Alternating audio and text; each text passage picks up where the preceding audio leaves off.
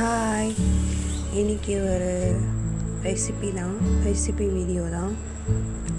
தன்மையிலே பார்த்துட்டு வந்திருப்பீங்க. பருப்பு உருண்டை குழம்பு, அதுக்கு தேவையான இன்க்ரீடியண்ட் எல்லாத்தையும் இப்போ நம்ம ரெடி பண்ண போகிறோம். ஃபஸ்ட்டு வெங்காயத்துலேருந்தே ஸ்டார்ட் பண்ணுவோம். வெங்காயத்தை உரித்து வச்சுட்டு அதுக்கப்புறம் தக்காளியை சின்ன சின்னதாக இந்த மாதிரி கட் பண்ணிக்கோங்க.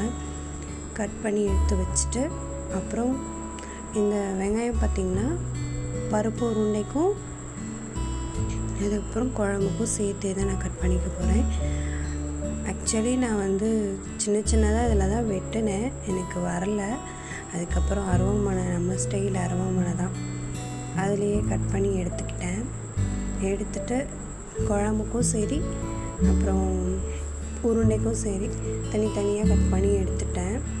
சின்ன வெங்காயம் போட்டால் நல்லாயிருக்கும்னு சொல்லுவாங்க, அதனால் அதையே போட்டாச்சு.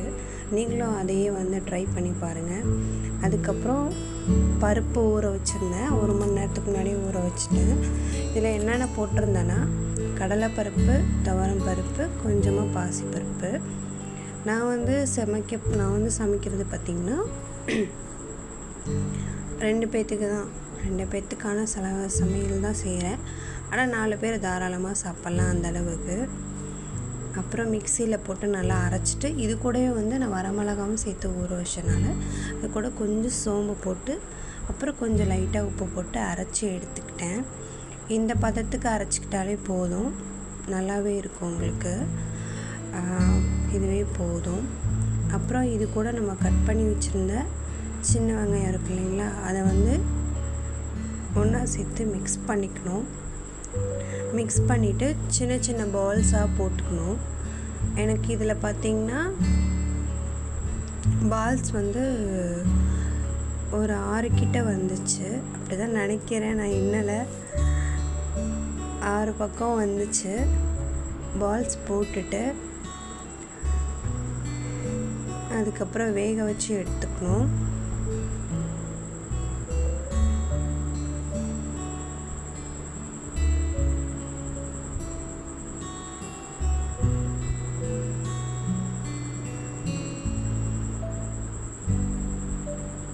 சாரி, 8 உருண்டை வந்திருக்கு. அப்புறம் மீதி கொஞ்சமாக குழம்பு கூட சேர்த்து கரைச்சிக்கிட்டோம்னா நல்லாவே திக்காக இருக்கும்.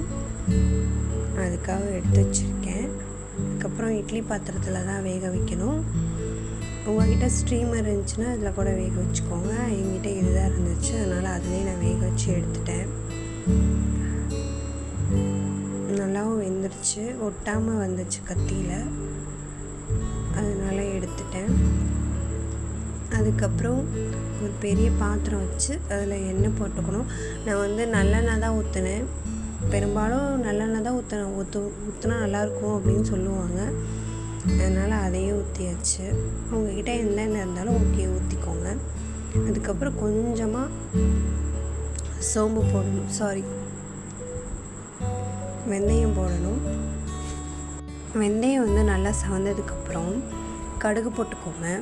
கடுகு போட்டதுக்கப்புறம் வெங்காயம், பூண்டு போட்டு நல்லா வணக்கிட்டு அதுக்கப்புறம் தக்காளி போட்டுக்கோங்க. தக்காளி நல்லா வணங்கினதுக்கப்புறம்